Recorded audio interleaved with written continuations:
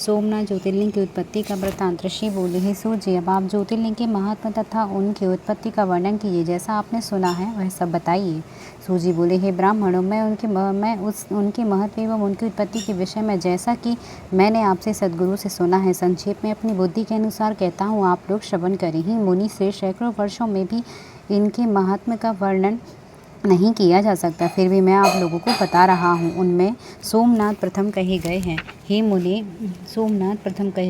मुनि, सबसे पहले उन्हीं का महात्म्य सावधानी से सुने। हे मुनीश्वर, महात्मा दक्ष ने अपनी अश्विनी आदि 27 कन्याओं का विवाह चंद्रमा से कर दिया। वे चंद्रमा को अपने पति के रूप में प्राप्त कर अत्यधिक शोभित हुई और चंद्रमा भी उन्हें प्राप्त कर निरंतर शोभित होते थे। जैसा कि सुवर्ण से मणि सुशोभित होती है और मणि से सुवर्ण सुशोभित होता है, उसके अनंतर कालकर्म में उनके साथ जो हुआ उसको सुनिए। चंद्रमा की सभी पत्नियां में रोहिणी नाम वाली कही गई है। वह उन्हें जितना अधिक प्रिय थी उतना अन्य कोई भी नहीं थी। तब अन्य कन्याएं दुखी होकर अपने पिता की शरण में गईं। वहां जाकर उन सब ने जो दुख था उसे निवेदन किया। ही ब्राह्मणों, यह सुनकर भी दक्ष बहुत दुखी हुए।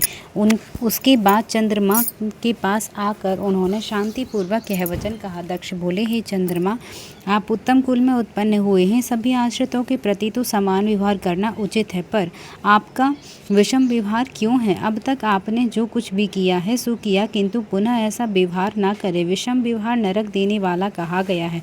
सूर्य बोले, दक्ष, अपने दामाद चंद्रमा से इस प्रकार प्रार्थना कर निश्चिंत हो अपने घर चले गए। चंद्रमा ने दक्ष की बात नहीं मानी, क्योंकि वे शिव माया के प्रभाव से विमोहित थे, जिससे यह जगत मोहित हो रहा है। जब जिसका शुभ होना हो तब उसका शुभ अवश्य होता है, और जब अशुभ होना हो तब उसका शुभ किस प्रकार हो सकता है। चंद्रमा ने भी बलवान होनहार के कारण उनकी बात नहीं मानी। वे रोहिणी में आसक्त रहते थे तथा अन्य किसी पत्नी का मान नहीं करते थे। तब दक्ष बहुत दुखी हुए और सुनीति में निपुण वे पुनः स्वयं आकर चंद्रमा से नीतिपूर्वक कहने लगे। दक्ष बोले, हे चंद्र, आप सुने, मैंने आपसे अनेक प्रकार से प्रार्थना की, किंतु आपने नहीं माना, अतः आप क्षय रोग से ग्रस्त हो जाएं। उनके इस प्रकार कहने पर चंद्रमा उसी क्षण क्षयरोगी हो गए। तब उनके क्षीण होते ही महान हाहाकार मच गया। ही मुनि, उस समय सब देवता एवं ऋषि, हाय, अब क्या करना चाहिए? चंद्रमा का कल्याण किस प्रकार होगा? ऐसे कहते हुए दुखित तथा व्याकुल हो गए। चंद्रमा ने इस इंद्र आदि सभी देवताओं तथा वशिष्ठ आदि ऋषियों से यह सब बताया। तब सभी लोग ब्रह्मा जी की शरण में गए। मुनि उस समय वहां जाकर अति व्याकुल होकर हुए देवगण एवं ऋषियों ने ब्रह्मदेव को प्रणाम करके उनकी स्तुति कर वह सारा समाचार निवेदन किया।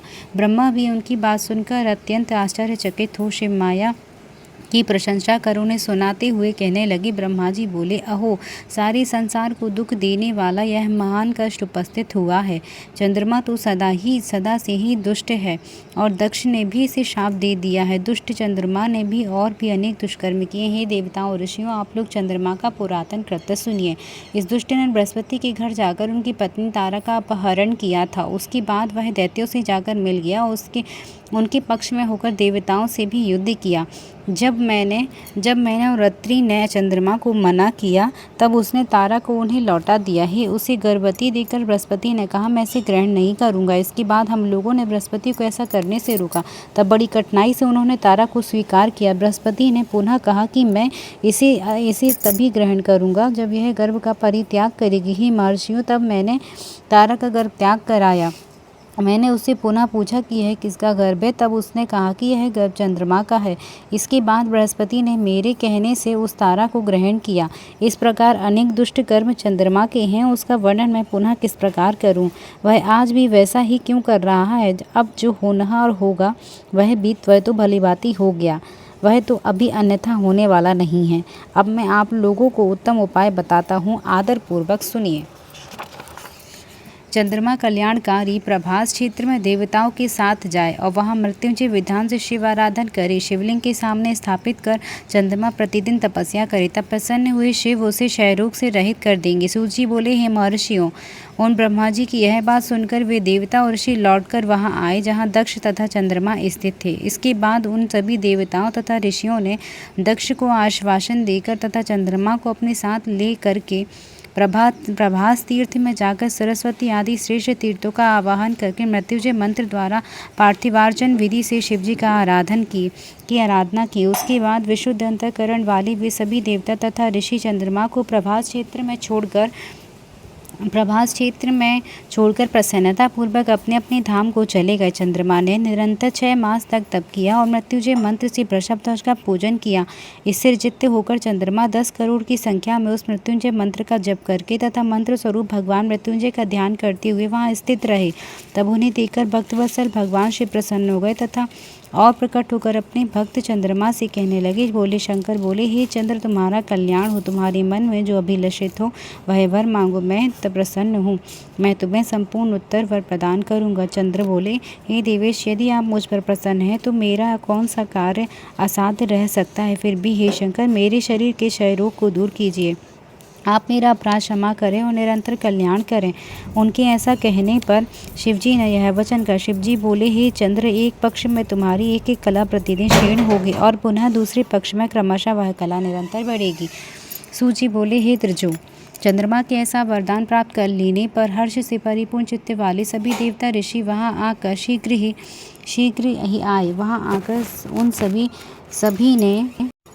आकर उन सभी ने चंद्रमा को आशीर्वाद दिया और शिवजी को प्रणाम करके हाथ जोड़कर आदरपूर्वक उनसे प्रार्थना की। देवता बोले, हे देव देव, हे महादेव, हे परमेश, आपको नमस्कार है। हे शंभो, हे स्वामिन, पार्वती सहित आप यहाँ स्थिर हो जाइए। सूची बोले, तब पूर्व में निराकार भगवान शिव चंद्रमा के द्वारा उत्तम भक्ति से स्तुति किए जाने पर पुनः साकार हो गए। देवताओं पर प्रसन्न होकर वे शंकर उस क्षेत्र के महात्म्य वर्धन के लिए तथा चंद्रमा के यश के विस्तार के लिए उन्हीं के नाम पर तीनों लोगों के सोमेश्वर नाम से विख्यात हुए। हे द्विजो, वे पूजन करने से क्षय, कुष्ठ आदि रोगों का विनाश करते हैं। ये चंद्रमा धन्य है, कृतकृत्य है, जिसके नाम से स्वयं जगन्नाथ शंकर जी धारातल को पवित्र करते हुए वहाँ स्थित हुए। वहीं पर देवताओं ने चंद्रमा के नाम से चंद्रकुंड की स्थापना की, जहाँ शिव और ब्रह्मा के सम्मिलित निवास है।